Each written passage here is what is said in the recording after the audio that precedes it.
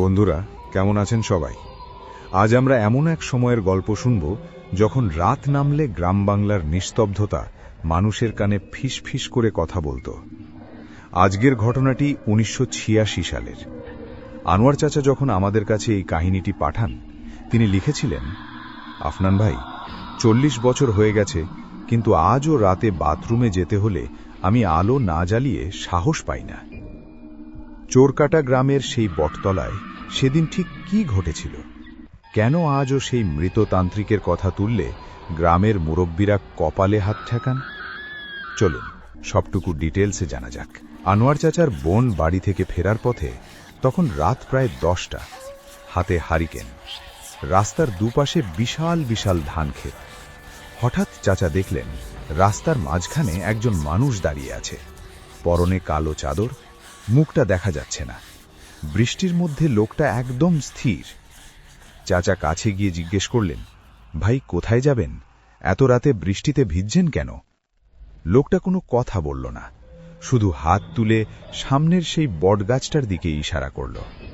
আনোয়ার চাচা যখন লোকটার হাতের দিকে তাকালেন, তার কলিজা শুকিয়ে গেল। লোকটার হাতের আঙুলগুলো স্বাভাবিকের চেয়ে অনেক বেশি লম্বা এবং নখগুলো কালো কুচকুচে। চাচা ভয় পেয়ে দ্রুত হাঁটতে শুরু করলেন।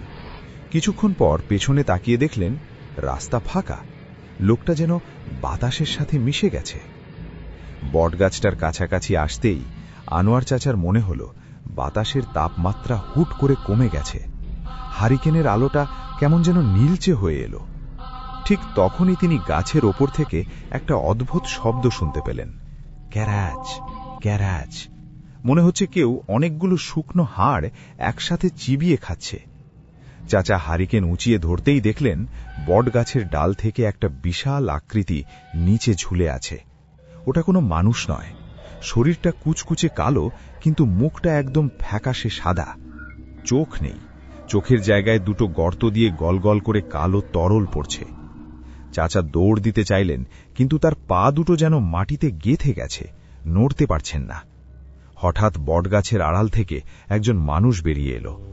হারিকেনের আলোয় তিনি দেখলেন সেটা তার বাবা, অথচ তার বাবা 3 বছর আগেই মারা গেছেন। বাবা হাত বাড়িয়ে বললেন, আনোয়ার বাবা, হারিকেনটা নিভিয়ে দে, আমার কাছে আয়, অনেক দিন তোকে দেখি না। বাবার কণ্ঠস্বর এতটাই বাস্তব ছিল যে আনোয়ার চাচা হারিকেন নিভিয়ে দিতে যাচ্ছিলেন। ঠিক তখনই তার মনে পড়ল তার বাবার ডান হাতের বুড়ো আঙুল কাটা ছিল, কিন্তু এই লোকটার হাত একদম অক্ষত। চাচা চিৎকার করে উঠলেন, তুই আমার বাপ না, তুই শয়তান। বলা মাত্রই সেই অবয়বটার মুখটা বিকৃত হয়ে গেল, গলার স্বর বদলে গিয়ে একদম খসখসে তান্ত্রিকের মতো হয়ে গেল। তাহলে মরবি তুই। আনোয়ার চাচা দৌড়াতে শুরু করলেন, কিন্তু প্রতিটা পদক্ষেপে মনে হচ্ছে কেউ নিচ থেকে তার গোড়ালি চেপে ধরছে। এক পর্যায়ে তিনি হোঁচট খেয়ে পড়ে গেলেন। ঠিক যেখানে পড়লেন সেখানে একটা পুরনো ভাঙা কবর ছিল। মাটি ফুঁড়ে 4-5টা কঙ্কালসার হাত বের হয়ে তার জামা টেনে ধরল। আনোয়ার চাচা পা দিয়ে লাথি মারছিলেন আর সমানে আয়াতুল কুরসি পড়ছিলেন।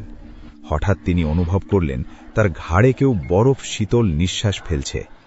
পেছনে তাকিয়ে দেখলেন সেই সাদা অবয়বটা তার একদম পিঠের ওপর চড়ে বসেছে।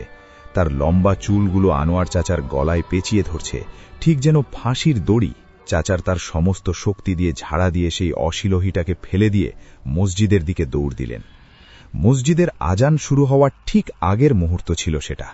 মুয়াজ্জিন সাহেব যখন মাইক্রোফোনে আল্লাহু আকবার বললেন, অমনি পেছন থেকে একটা বিকট শব্দ হলো। মনে হলো একটা বিশাল পাথর ওপর থেকে মাটিতে পড়ল। পরদিন সকালে গ্রামের মানুষ সেই বটতলায় গিয়ে দেখে আনোয়ার চাচার হারিকেনটা একটা উঁচু ডালে ঝোলানো, কিন্তু সেটা এমনভাবে চ্যাপ্টা করা যে দেখে মনে হবে কোনো হাতি সেটার ওপর পা দিয়েছে। আর যে জায়গায় আনোয়ার চাচা কুস্তি লড়েছিলেন সেই মাটির ওপর বাঘের নখের মতো বিশাল বিশাল আঁচড়ের দাগ। বন্ধুরা, আনোয়ার চাচা আজও সেই স্মৃতি বয়ে বেড়াচ্ছেন। তিনি আমাদের পাঠিয়েছেন সেই দুমড়ে যাওয়া হারিকেনের একটা আবছা ছবিও। 40 বছর আগে সেই রাতে আনোয়ার চাচা বেঁচে ফিরেছিলেন ঠিকই, কিন্তু সেই তান্ত্রিকের ছায়া আজও চোরকাটা গ্রামের ওই বটতলায় রয়ে গেছে। অনেকে বলে অমাবস্যার রাতে নাকি আজও সেখান থেকে আনোয়ার চাচার নাম ধরে ডাক শোনা যায়। কেমন লাগলো আজকের গল্পটি? আপনাদের এলাকায় কি এমন কোনো অভিশপ্ত গাছ বা জায়গা আছে? লিখে পাঠান আমাদের। মনে রাখবেন, অন্ধকার ঘরে আপনি একা বসে এই গল্প শুনছেন ভাবলেও হয়তো আপনার ঠিক পিছনের দেওয়ালটাতেও একটা ছায়া ওত পেতে আছে। আজকের মতো আসি। আল্লাহ হাফেজ।